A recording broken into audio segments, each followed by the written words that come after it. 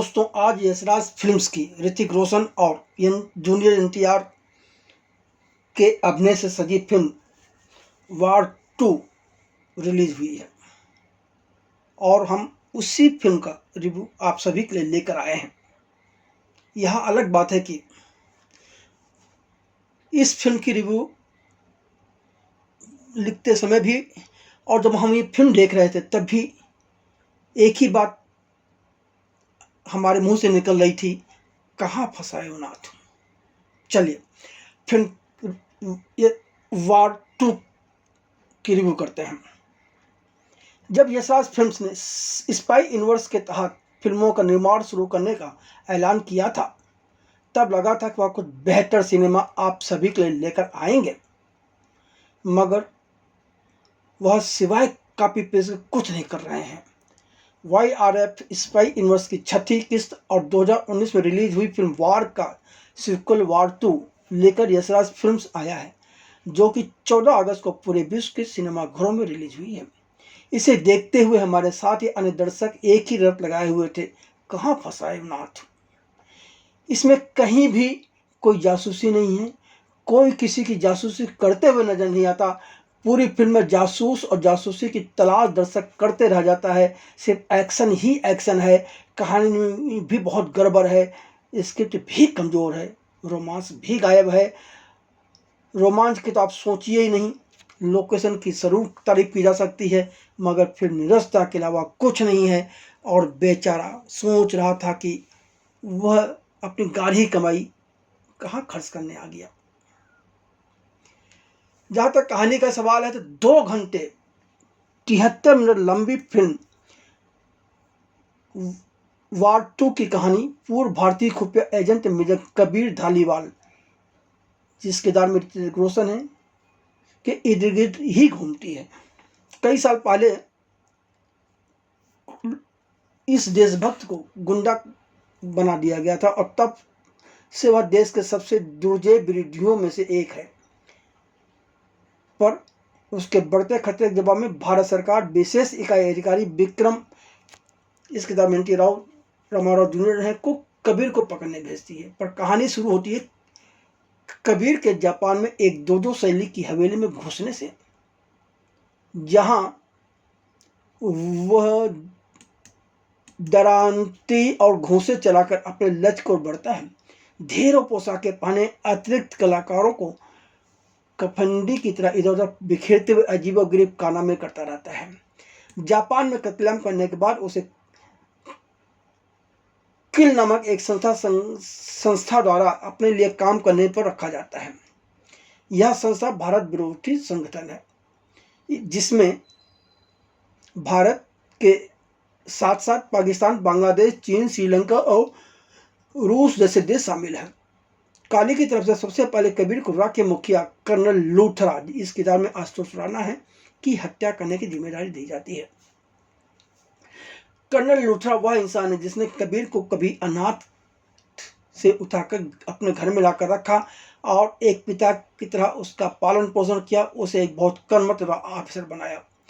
कबीर के कर्नल लूथरा वास्तव में पिता हैं, पर हालात कुछ इस तरह से बन जाते हैं कि देश को सुरक्षित रखने के लिए कर्नल लूथरा भी मानते हैं कि कबीर को किल के अंदर का साथी बनना पड़ेगा और इसके लिए तो तभी वो जान सकेगा कि कहाँ क्या सच है और कैसे उनसे निपटा जाए। इसलिए वह खुद चाहते हैं कि किल के आदेश का पालन करते हुए कबीर उन्हें गोली मार दे। कर्नल लूथरा की बेटी काव्या लूथरा, इस किरदार में कियारा आडवाणी है, कबीर से प्यार करती हैं। काव्या लूथरा भी रॉ की सदस्य हैं और एक बेहतरीन एयर पायलट भी हैं।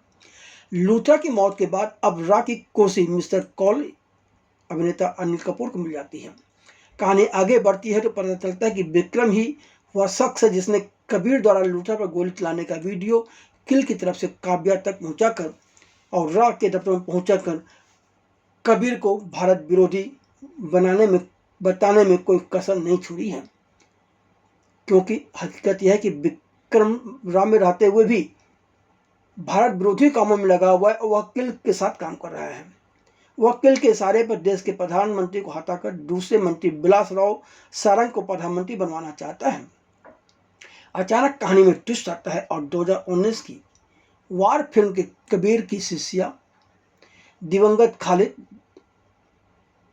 की मां, जिसकी नाम सोनी राजान है, कबीर की दत्तक बेटी रूही, जिसकी नाम रिश्ता सहगल है, सहित कुछ दूसरे किरदार भी सामने आते हैं। मजेदार बात है कि रूही दिवंगत नैना, जो कि 2019 में आई फिल्म वार में जिस किरदार को वानी कपूर ने निभाया था, की बेटी है। तो जब यह किरदार आते जाते रहते हैं, कुछ एक्शन भी होते रहते हैं और फिर बाद में कुछ समय के बाद, मुश्किल से 10-15 मिनट के बाद, यह किरदार गायब हो जाते हैं। और इसी बीच कहानी में यह भी इसी बीच एक दृश्य में लंबा दृश्य ट्रेन का, जहां कबीर के साथ मौजूद रूही को विक्रम मौत से बचाता भी है। बीच में कहानी यह भी आती है कि कबीर जब अनाथ था तो एक दिन रघु उर्फ विक्रम ने ही उसे सड़क पर बच्चों से पिटते हुए बचाकर अपने साथ रखकर उसे बहुत कुछ सिखाया था। पर बाद में दोनों की राहें अलग हो गई, क्योंकि दोनों की सोच अलग है। विक्रम के लिए सबसे पहले खुद है, देश बाद में है, जबकि कबीर के लिए सबसे पहले देश आता है। विक्रम तो देश पर कब्जा करने की सोच रहा है और यही वजह है कि कबीर और विक्रम के बीच एक लड़ाई चल रही है। अब किसकी जीत होती है, किसकी हार होती है, इसके लिए तो फिल्म ही देखनी पड़ेगी। जहां तक फिल्म के प्लस और माइनस पॉइंट की बात है, तो वार 2 में जासूस का रोमांच गायब है। सिर्फ एक्शन ही एक्शन है। शुरुआती दृश्य ही कई विदेशी फिल्मों से चुराए हुए हैं। मौलिक सोच तो अयान मुखर्जी या इनके लेखकों के पास है ही नहीं।